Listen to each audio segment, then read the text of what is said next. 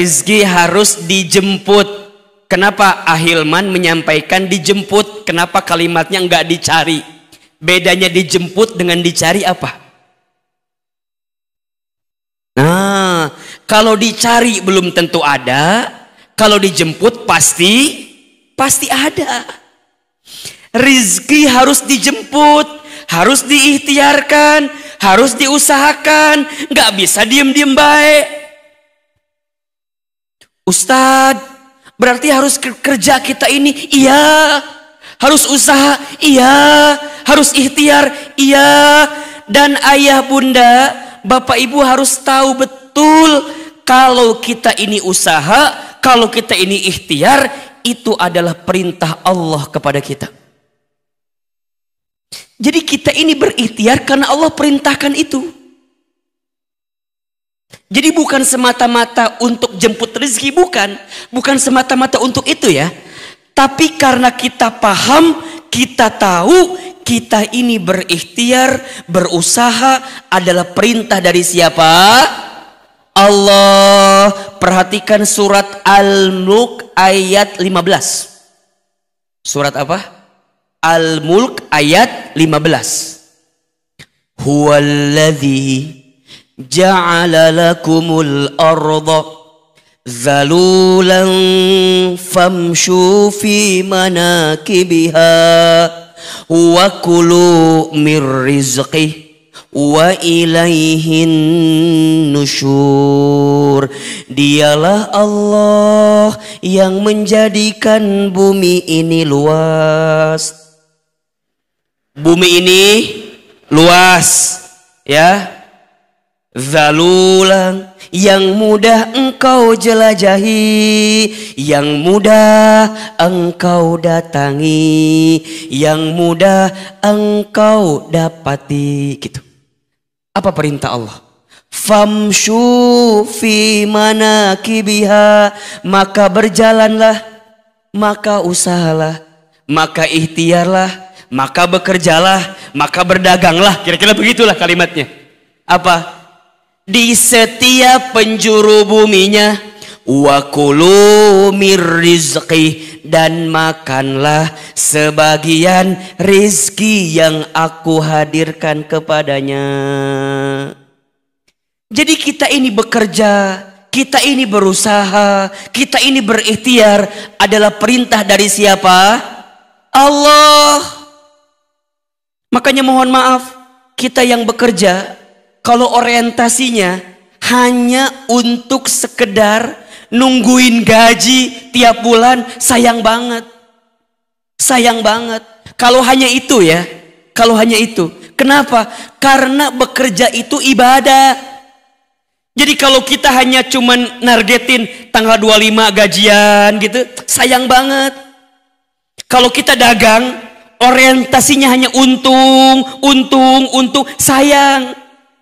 Karena harusnya bekerja, orientasinya apa? Ibadah.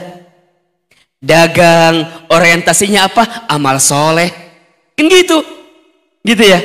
Ikhtiar, orientasinya apa? Dakwah. Kalaupun kita nggak dapat urusan dunianya, kita dapat pahalanya, Pak. Jadi kalau ada seorang suami, seorang ayah yang keluar dari rumahnya, kan ada keterangannya. Barang siapa seorang ayah, seorang suami keluar dari rumah untuk mencari nafkah bagi keluarganya, maka di setiap perjalanannya dia mendapatkan apa? Pahala sama seperti jihad fi sabilillah. Jadi kalau ada seorang ayah, seorang suami yang bekerja, keluar dari rumah, berangkat ke kantor, berangkat ke pasar, berangkat ke sawah, berarti dia mendapatkan pahala apa? Jihad fi sabilillah. Dan mohon maaf, berarti kalau kita wafat dalam perjalanan, dalam proses, ketika kita berikhtiar tadi, berusaha tadi, dan kita benar ikhtiarnya ya, nyari yang halal gitu ya, tidak ambil yang sesuatu yang haram gitu. kemudian dia wafat di saat itu, maka insya Allah dia wafat dalam keadaan husnul khatimah. Pahalanya jihad fisabilillah, Pak. Belum lagi dalam keterangan lain, ya, tidak ada dosa kecuali dosanya bisa diampuni dengan kita bekerja tuh.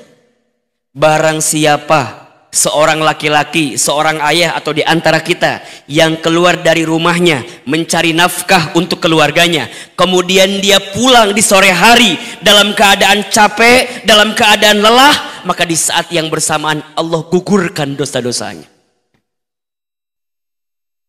Jadi bekerja itu, ikhtiar itu perintah dari siapa? Perintah dari siapa?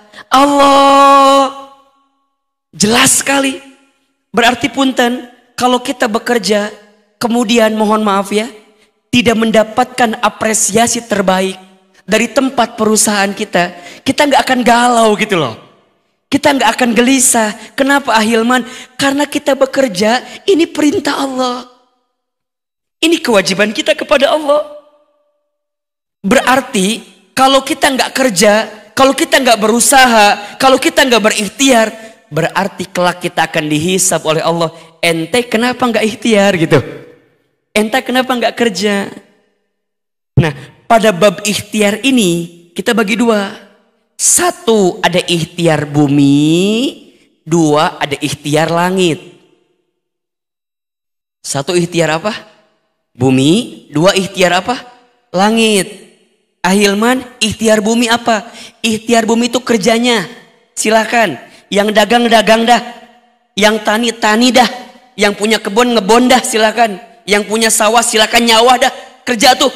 Kerja. Yang kemudian profesional ASN atau apapun itu, ayo kerja. Itu dunianya. Tapi ingat, jangan lupa kita mengetuk pintu langit. Apa? Ikhtiar ukhrawinya dikuatin. Apa diantaranya? Takwa. Kan jelas kata Allah. Wa may yattaqillah yaj'al lahu makhraja wa yarzuqhu min haitsu la yahtasib. Barang siapa yang bertakwa kepada Allah, Allah akan tunjukkan jalan keluar. Segede apapun masalah kita, sebesar apapun masalah kita, kalau kita bertakwa ke Allah, Allah bukakan jalan keluarnya. Bukan hanya itu, wa yarzuqhu min haitsu la yahtasib. Allah akan berikan rizki dari jalan yang tak pernah disangka-sangka. Jadi gimana Ustadz? Ayolah, kalau kita pengen rizki kita mudah, rizki kita tenang, rizki kita lapang, ikhtiar. Ikhtiarnya ada dua. Ikhtiar buminya kerja, dagang, usaha gitu. Tapi ikhtiar langitnya tingkatkan ketakwaan kita kepada siapa? Allah. Yuk kita susun agenda hariannya. Bangun jam berapa? 1:30 malam. Terus ngapain? Tahajud ya. Sholat tahajud itu ayah bunda sayang, bapak ibu sekalian, sholat yang bisa mengantarkan kemuliaan bagi seorang manusia. Makin hebat tahajudnya, makin mulia hidupnya. Surat Al-Isra ayat 79. Wa minal laili fatahajjad bihi nafilatan lak asa ayyab'asaka rabbuka maqamam mahmuda. Dan di waktu malam bangunlah, dirikan sholat tahajud tuh. Langsung disebutkan langsung. Fatahajjad kan gitu. Bangunlah, dirikan sholat tahajud. Nafilatan laka, sebagai tambahan untukmu. Lihat apa yang akan Allah berikan kepada orang yang ahli tahajud. Asa ayyab asaka rabbuka maqamam mahmuda. Maka Allah akan angkat derajat orang yang ahli tahajud tadi, maqamam mahmuda, ke tempat yang paling tinggi. Makanya ibu bapak nih, kita yang sedang terpuruk, yang sedang down, yang sedang di bawah, ayo bangkit lagi. Gimana caranya? Hadirkan sholat tahajud. Hadirkan sholat tahajud. Sholat tahajud itu adalah sholat yang bisa menguatkan diri kita untuk bisa mendapatkan derajat tertinggi di hadapan Allah Subhanahu wa Ta'ala. Setelah itu ngapain Ustadz? Jangan tidur lagi, lanjut zikir, kan gitu.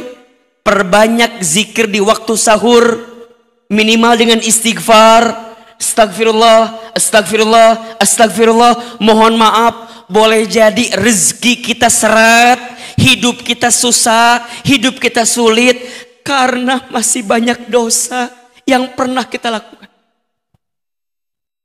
Mungkin ada dosa kita di masa lalu yang belum kita taubatin.